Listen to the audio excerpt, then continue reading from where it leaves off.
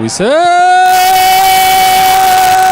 المتكامل. 17 فوز متتالي لكولر في الدوري بيعادل بيه رقم مانويل جوزيه 17 فوز متتالي عام 2005، وبيتخطى رقم فايلر ورقم البدري ب 16 فوز متتالي.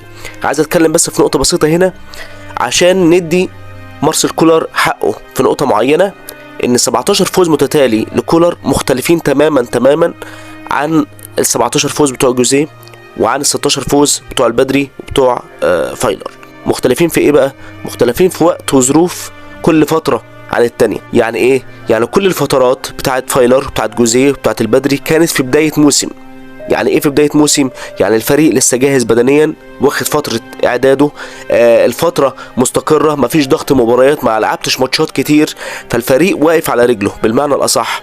فلما بتلعب ماتشات متتالية، فانت بتلعب ماتشات متتالية وما عندكش ضغط مباريات، بتلعب ماتش كل اسبوع وما عندكش ضغط مباريات. لكن الفترة اللي موجود فيها كولر حاليا هي فترة من اصعب فترات الاهلي في تاريخه مع الفترة بتاعت موسيماني، لكن هو تعامل بشكل أدق وبشكل صحيح وبشكل مناسب جدا في الروتيشن وفي كل حاجة، عكس موسيماني اللي تعامل بشكل كان فيه الفرقة فرطت منه، الضغط كان زيادة، ما قدرش ان هو يتعامل ويدي اللعيبة الراحة الكافية او يشغلهم بالطريقة الصح، مع اختلاف طبعا الامكانيات. يعني مثلا كولر معاه لاعب زي وسام ابو علي، معاه لاعب زي امام عاشور، معاه لاعب زي عمر كمال بينزلوا يخلصوا ماتشات بشكل فردي في اوقات كتير. لكن موسيماني ما كانش عنده نوعيه من النوعيات، او ما كانش عنده النوعيات كلها. كان عنده مثلا لاعب زي حسين الشحات، لاعب زي تاول، لاعب اللعيبه دي. لكن كولر معاه نوعيات ممكن تبقى فرديا اعلى واضافت للفرقه اكتر من موسيماني، فده ممكن يكون ساعد كولر عن موسيماني شويه. لكن كولر تعامل بشكل حتى اللعيبه واقفه على رجليها لحد وقتنا هذا، اللعيبه بتأدي لحد 90 دقيقه واقفه على رجليها، مجهود لحد اخر دقيقه، فدي حاجه تحسب لكولر. فده الفرق بين فتره كولر والفترات اللي انا قلت لك عليها. فتره جوزيه مثلا كان الدوري كله، لك ان تتخيل ان الدوري كله 14 فريق، احنا دلوقتي بنتكلم في 18. الدوري كله ايام جوزيه كان 14 فريق، بتلعب ماتش كل اسبوع مرتاح جدا. كان معاك طبعا حدث ولا حرج، بتتكلم على ابو تريكه وبركات وفلافيو وعماد متعب واسلام الشاطر وجilberto ووائل جمعه وحسن مصطفى ومحمد شوقي، يعني كان معاك كتيبه ممكن تعمل بها اي حاجه في العالم يعني. لكن طبعا الامكانيات اللي مع كولر والامكانيات اللي مع المدربين السابقين يعني في اخر 10 سنين لا اكيد اقل من الامكانيات اللي كانت موجوده مع جوزيه. لكن ده ما يمنعش طبعا ان جوزيه عمل انجاز تاريخي، لان احنا جوزيه اصلا مسكنا، والفتره اللي احنا كسبنا فيها الدوري ب 16 فوز متتالي وما خسرناش اصلا ولا ماتش في الدوري ده. يعني دوري 2005 احنا ما خسرناش فيه ولا ماتش، احنا خسرنا تقريبا 4 نقط، تعادلين هم دول اللي خسرناهم في الدوري بالكامل يعني.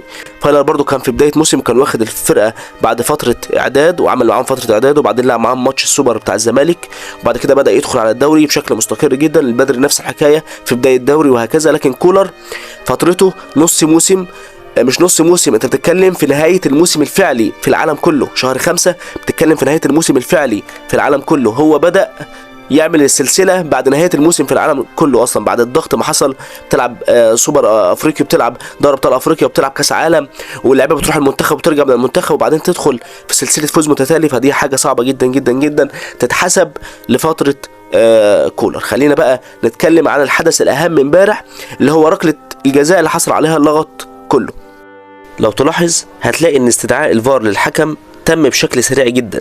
يا دوب واحنا بنتفرج على اللقطه في الاعاده، بعدها لقينا محمد معروف الحكم بيجري ناحيه الفار عشان يشوف اللقطه، وده اكبر دليل ان حكم الفار ما لحقش يشوف جميع الكادرات بالشكل المناسب قبل الاستدعاء، طبعا مع الاعتراضات القويه للاعيبه سيراميكا. وفعلا الرجل الاماميه اللي لمست الكوره ما حصلش فيها اي التحام. لكن حكم الفار لو ركز شويه مع وسام ابو علي بعد وقوعه على الارض هيكتشف ان وسام مسك رجله اليمين اللي هي القدم الخلفيه اللي حصل فيها الالتحام، وبالتالي كان هيضطر يتفرج على كل الاعادات من جميع الزوايا عشان يشوف حصل فعلا التحام ولا لا. وفي الحالة دي كان ممكن ما يحصلش الاستدعاء من الاساس، وبالتالي ما كانش هيحصل اللغط اللي حصل وقت المباراة من الجهاز الفني ولاعيبة سيراميكا، وما كانش هيحصل لغط بعد المباراة برضو في السوشيال ميديا واستديوهات التحليل، واللي يقول لك سعد سمير ما كانش يقصد، واللي يقول لك وسام كان عايز ركلة جزاء. لكن القانون ما فيهوش كده، وسام لمس الكوره قبل المدافع وسقط على الارض بعد الالتحام، اذا هي ركله جزاء ما فيهاش كلام. والموضوع ملوش علاقه اهلي وزمالك، انا يوم ماتش بيراميدز قلت لك ركله جزاء الشحات مش صحيحه، لان قدم الشحات رايحه لجسم لاعب بيراميدز، لكن بتاعه سيراميكا واضحه زي الشمس وصريحه ما فيهاش اي كلام. اتمنى يكون الفيديو عجبكم، اتمنى تعملوا له لايك وسبسكرايب عشان تدعموني الفيديوهات اللي جايه. كان معاكم اخوكم احمد من كرة تحت الصيانه، سلام.